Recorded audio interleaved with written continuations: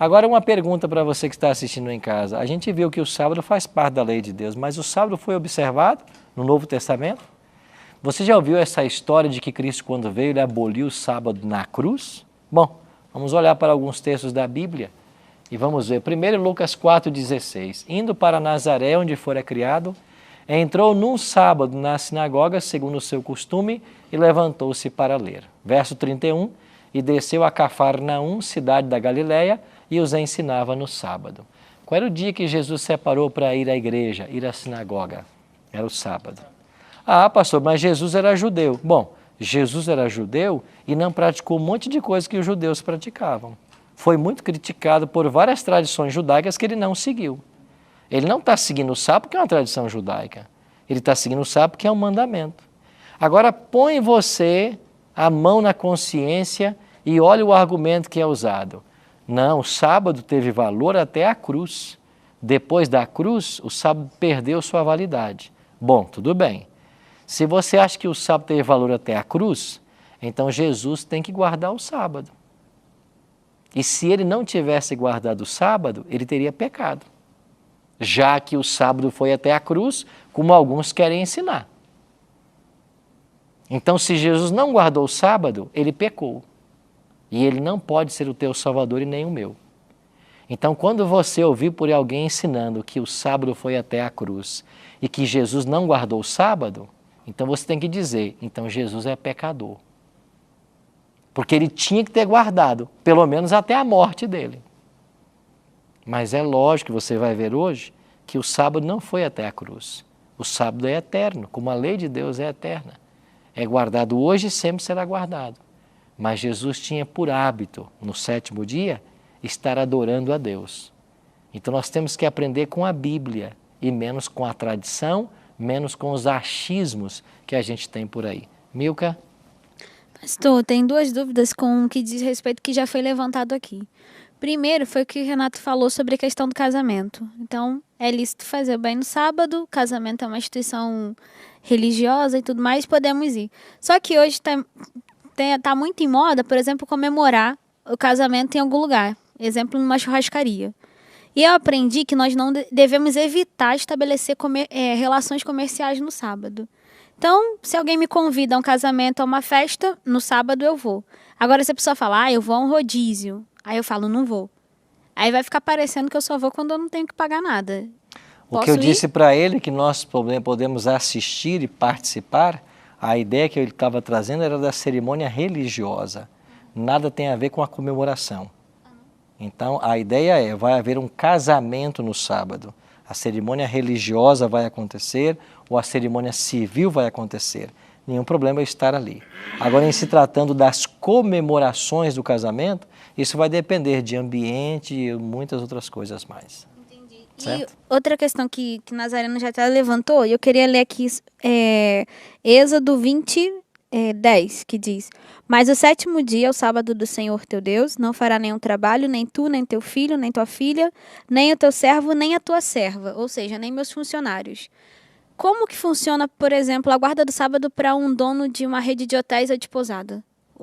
Terão certamente pessoas hospedadas na sexta, no sábado, talvez dias de maior movimento. E aí ele terá que colocar os funcionários para trabalhar. Como funcionaria? Não é um ramo ideal para alguém que quer guardar o sábado. Não é o ramo ideal. Existem ramos de trabalho que não são ideais. E a gente, quando descobre essa verdade, tem que procurar um outro ramo que facilite mais as coisas. De imediato, o que pode ser feito é conscientizar os servidores. E como acontece nos hospitais, vai que a pessoa topa trabalhar como voluntário no sábado e ele pode então tornar-se um voluntário. E nós prestamos um atendimento no hotel no sábado de forma voluntária. Se você vai em Israel hoje, as coisas estão ali disponíveis, é muito self-service no sábado. Você não tem pessoal ali. E aí você, meio que você cuida de você mesmo. Então, há alguns caminhos que podem ser seguidos, mas eu tenho que buscar aquilo que vai trazer menos problema para mim, certo? Esse tem que ser o objetivo. Pastor, Sim, Jéssica? uma pessoa que já guarda todos os demais mandamentos, mas não tem costume ainda de estar guardando o sábado, isso implicaria na sua salvação? Vamos esquecer o sábado e vamos colocar um outro mandamento. Ele guarda 9, mas ele está roubando o patrão dele. Isso implica na salvação dele? Implica. Então você já respondeu. O interessante é que você anda por aí nas igrejas e ouve muitos líderes religiosos falando até contra o sábado. Então, o sábado não pode, não precisa ser guardado. Mas eu não posso matar, não posso roubar, não posso adulterar. Os outros 9 eu não posso, o sábado eu posso. Mas de onde que você conseguiu destrinchar isso? Onde está na Bíblia essa autoridade para você arrancar o sábado dos 10? Então você percebe? A santidade dos 10 é a mesma. O meu compromisso com os 10 é o mesmo. Agora, se eu não conheço o mandamento, é diferente, né? Aí eu já estou vivendo o tempo da ignorância, Deus não vai me cobrar isso. Como qualquer um dos mandamentos, é a mesma situação. Agora, se eu tenho conhecimento da lei, eu não tenho como sair disso, porque todos os 10 são iguais. É por isso que Tiago 2,10 disse, né? Qualquer que guarda toda a lei, mas tropeça num ponto, é culpado de todos. E as pessoas que estão, por exemplo, em alguma igreja, que não é ensinado para eles isso, eles não guardam o sábado porque eles não conhecem. Uhum. Não é ensinado. Se ele morrer sem conhecer, Deus não vai cobrar isso dele. Mas o dia que ele aprende essa verdade, ele se torna responsável por ela. Aí ele tem que começar a praticar. Certo? Vamos avançar um pouquinho mais. Lucas 23:54. Era o dia da preparação e começava o sábado. Como que a Bíblia chama a sexta-feira? Dia da preparação. A Bíblia chama o sexto dia, que nós chamamos de sexta-feira, dia da preparação. Por quê? Porque você se prepara para receber o sábado. Era o dia da preparação e começava o sábado. As mulheres que tinham vindo da Galiléia com Jesus, seguindo, viram o túmulo e o corpo como ali foram depositadas. Então se retiraram para preparar aromas e bálsamos e no sábado fizeram o quê?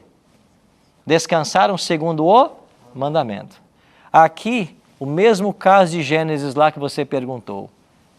Era o dia da preparação e começava o sábado. O sábado já havia entrado? Não. Por quê? Porque elas ainda prepararam aromas e bálsamos. E quando começou o sábado, elas descansaram segundo o mandamento. Então a ideia de que começava o sábado, o pôr do sol estava chegando. Estava quase iniciando um novo dia. Elas correram preparar aromas e bálsamos, deu o pôr do sol, descansaram 24 horas e no domingo pela manhã cedinho foram ao sepulcro para embalsamar o corpo de Jesus. Então a expressão aqui é a mesma do Gênesis lá, que às vezes pode confundir alguns. Mas e aí? Cristo morreu, o sábado deixou de ter validade? O apóstolo Paulo se converteu 3 anos depois da morte de Cristo. Aí vem Paulo e diz assim, Paulo, segundo o seu costume, foi procurá-los e por 3 sábados arrazoou com eles acerca das Escrituras. Atos 18:4. E todos os sábados discorria na sinagoga persuadindo tanto judeus como gregos. Será que Paulo, o maior teólogo do Novo Testamento, não sabia que o sábado tinha sido cancelado na cruz? Continuava guardando o sábado? É porque não foi cancelado. E esse mesmo Paulo continuou pelo exemplo e pelo ensino, orientando a igreja. Renato. Pastor, já ouvi muito. A pessoa chega para mim e dizer, não, a palavra de Deus diz que é para descansar o 7º dia. Então podemos começar na terça e descansar na segunda. Podemos começar na segunda e descansar no domingo. O importante é descansar o 7º dia. Mas se a gente vier aqui para Êxodo 20:10... No mandamento, lá diz claramente que é... Mas o 7º dia é o sábado do Senhor. Pronto, é o 7º dia. Então já vai por água abaixo toda Não é o 5º, não é o 3º. O 7º dia, o sábado do Senhor teu Deus. Ok. Milka? Pastor, aprendi que os fariseus, eles, quando o povo de Israel foi levado como cativo, eles ficaram com medo de descumprir a lei, né, e começaram a criar várias regras excessivas e o sábado deixou de ser deleitoso. Queria saber se hoje em dia, com a correria, com a mídia, com a internet, a gente não corre o risco também de criar regras excessivas. Por que estou perguntando isso? ao meu ver, claro. Eu não sou adventista, mas reconheço que devemos guardar o sábado, porque está na Bíblia, e tenho frequentado a igreja adventista de Vilar dos Teles. Porém, em junho e julho de 2018, tivemos a Copa do Mundo. Eu fui à igreja no sábado. E eu, Milka, não consigo ver algum problema em eu chegar da igreja e almoçar e assistir um jogo da Copa do Mundo, porque a gente quer assistir, sobretudo se for um jogo do Brasil. Né? E eu sei que os Sobretudo adventistas... se for quartas de final. Exatamente. Imagina um Brasil e Argentina, se cai no sábado. E eu sei que os adventistas, eles recomendam que não assistamos, façamos uso da mídia. E aí eu acredito, posso estar errada, que seria uma regra excessiva, não? Que aí no sábado não deixaria de ser deleitoso para mim, por exemplo, que ficaria tendo que prestar atenção nos fogos para saber como é que está o ocorrer da partida. A grande questão é o seguinte, a Igreja Adventista tem a seguinte orientação, você não deve deixar que a sua atenção seja levada para nada secular no dia sagrado. Então, se eu tenho o costume de todo dia ler jornal, ler revista, para me informar, ou talvez até por causa da minha profissão, eu não vou fazer isso no sábado. Se eu tenho o costume de acompanhar futebol, basquete, qualquer tipo de esporte, que é um entretenimento, eu não vou fazer isso no sábado, para a minha atenção não ser dispersada das coisas espirituais. Então a regra é, qualquer coisa que vai dispersar a minha atenção das coisas espirituais, devem ser evitadas no sábado. Dê uma olhadinha em Isaías 58, versos 13 e 14. Olha o que diz o profeta. Se desviares o teu pé de profanar o sábado e de cuidar dos teus próprios interesses no meu santo dia, se chamares ao sábado deleitoso o santo dia do Senhor, digno de honra e o honrares, não seguindo os teus caminhos, não pretendendo fazer a tua própria vontade, nem falando palavras vãs, então te deleitarás no Senhor, e eu te farei cavalgar sobre os altos da terra, e te sustentarei com a herança de teu pai Jacó, porque a boca do Senhor o disse. Então o profeta é muito claro que o sábado não é um dia de nós cuidarmos dos nossos próprios interesses e de nem falar nossas próprias palavras. É por isso que a gente acha que eu gastar tempo com uma novela, com um filme, com um esporte, com o que quer que seja, eu estou desviando a minha atenção das coisas espirituais. Então eu deveria usar o sábado, como eu mencionei há pouco, para a minha família, para a igreja e para fazer o bem. Então, se eu tenho tempo livre no sábado, que eu vá com minha família passear em minha natureza. Se eu tenho tempo livre, que eu vá num hospital fazer visitas, que eu vá num asilo, num orfanato, que eu vá visitar algum parente que está passando por alguma necessidade. Então, existem N atividades que são listas no sábado. Agora, quando eu paro para fazer algumas coisas que satisfazem o meu ego, eu estou cuidando do meu próprio interesse. E a minha mente é desviada para as coisas seculares. É por isso que a igreja orienta que essas coisas devam ser evitadas. Ok? Obrigada.